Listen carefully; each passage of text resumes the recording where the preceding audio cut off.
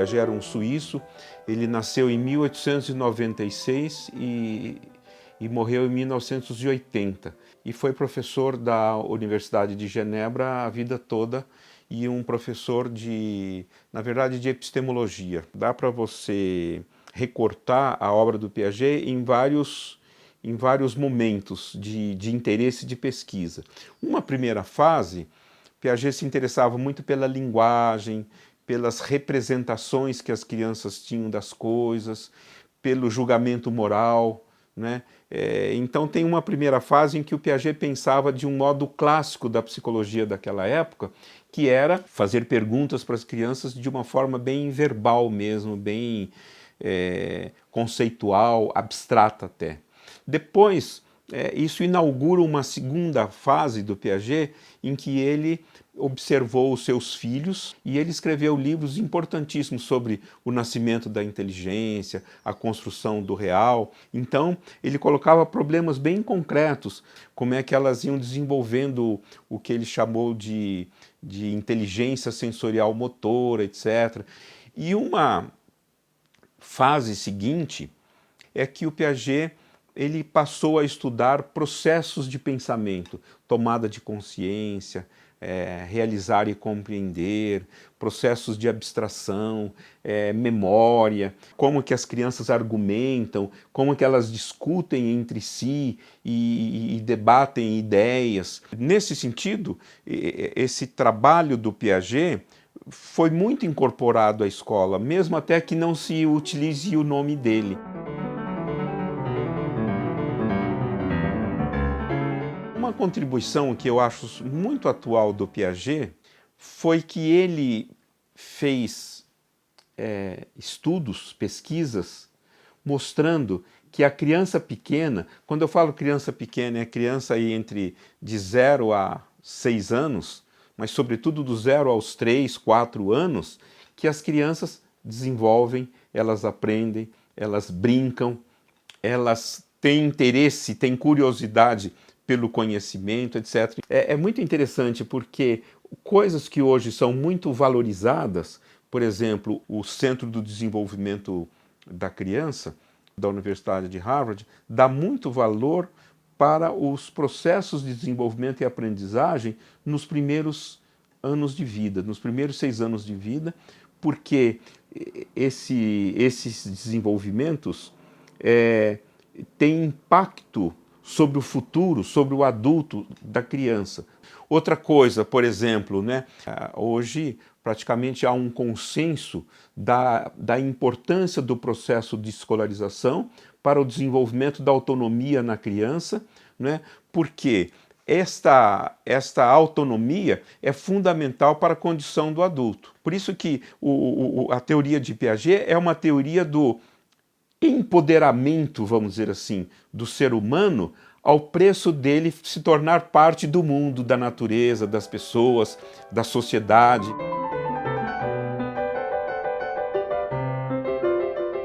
É muito interessante isso, porque o Piaget, no que diz respeito à pedagogia, ele era, na verdade, um estudioso dos grandes teóricos da educação, né? Digamos, do século XV para cá. Ele conversou criticamente com duas grandes ideias muito importantes, que no fundo qual é o papel da natureza e da cultura no processo de desenvolvimento de um indivíduo. O Piaget gostava muito do Waddington. O Waddington é o criador da epigenética, que estuda na biologia, por exemplo, a influência do fenótipo sobre o genótipo. O genótipo é a herança genética do DNA.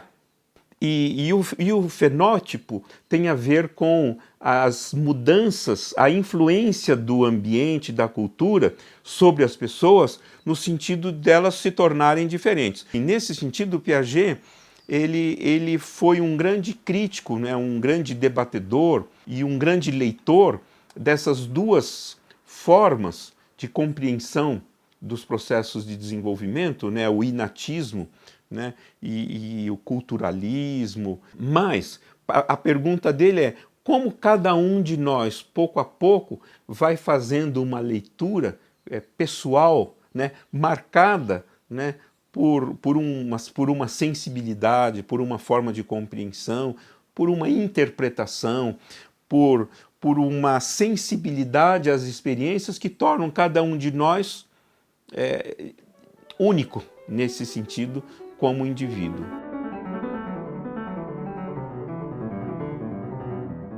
Dois autores, Gruber e Vonesh, eles escreveram um livro, Essentials Piaget, em que eles reuniram aquilo que eles consideravam o mais importante da obra do Piaget toda. Então aí eles propuseram que, na teoria de Piaget, há 4 modelos que são muito úteis para a educação.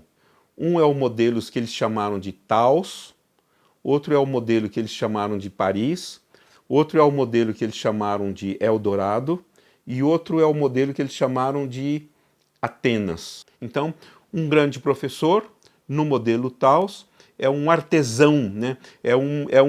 Ele tem um repertório de propostas importantes, significativas para o processo de aprendizagem e ensino dos alunos. O modelo Paris é o seguinte, um bom professor, ele consegue colocar os alunos numa roda de conversa, numa discussão entre iguais. Então, nessa situação, né, Paris, o professor mobiliza debate, mas ele mesmo não entra no debate, porque se ele entra, o aluno se cala. O professor, ele é um organizador do debate. O modelo Atenas tem a ver com a ideia de Sócrates, né? Então, um grande professor, um bom professor, um professor competente, é um professor que sabe fazer perguntas, que sabe refletir na frente dos alunos, que é uma referência para os alunos no sentido de perguntas que geram conhecimento. E o modelo, né, o último modelo chamado Eldorado, que é uma metáfora também para o Eldorado, que é o professor no sentido de que ele também é um aprendiz, ele também é um estudioso. O professor hoje não é aquele que sabe tudo e só transmite. Ele, tal como os alunos, ainda que numa outra posição, ele estuda, ele está atrás também do ouro, né? Ele está atrás do Eldorado. Ele é um aprendiz eterno, né, daquilo que ele ensina na sala de aula. E o Piaget, que fez o prefácio do livro, ele falou, puxa vida, eles me entenderam melhor do que eu mesmo. Eles foram capazes de abstrair 4 modos, né, de valorizar o professor na sala de aula, né, o papel do professor na sala de aula, que eu mesmo não saberia resumir dessas 4 formas. Então eu acho isso muito interessante.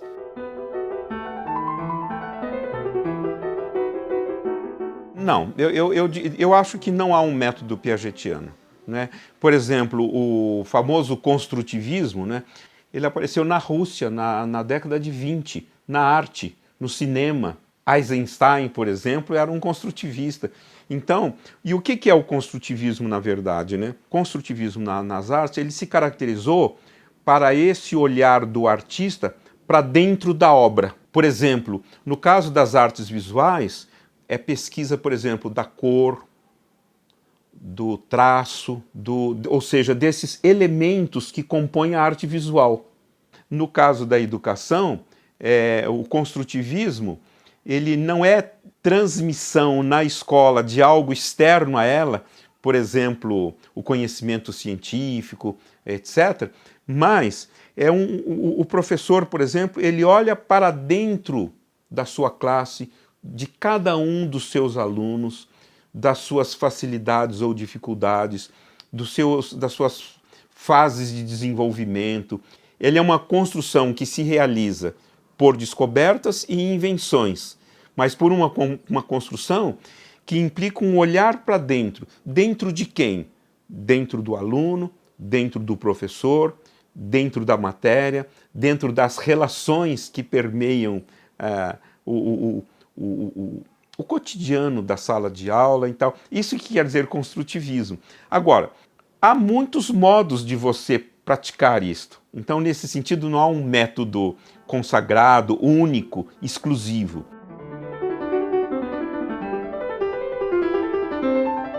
Nós temos muitas traduções dos livros do Piaget para a língua portuguesa. Então, felizmente, hoje é fácil você encontrar as obras mais importantes do Piaget traduzidas para a língua portuguesa.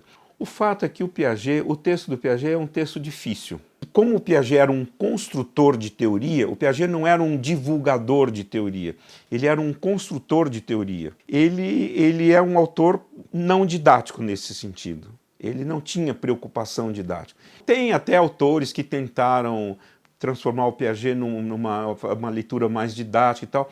Um autor brasileiro que eu acho muito importante, mas que infelizmente ele está esquecido, ele está morto, é o Lauro de Oliveira Lima. E tem no Brasil, nesse sentido, felizmente, muitos colegas, o Fernando Becker, o professor Yves Delatay, Thelma Vinha, tem a professora Emília Ferreiro, que atualmente é argentina, mas mora no México. Enfim, tem grandes autores,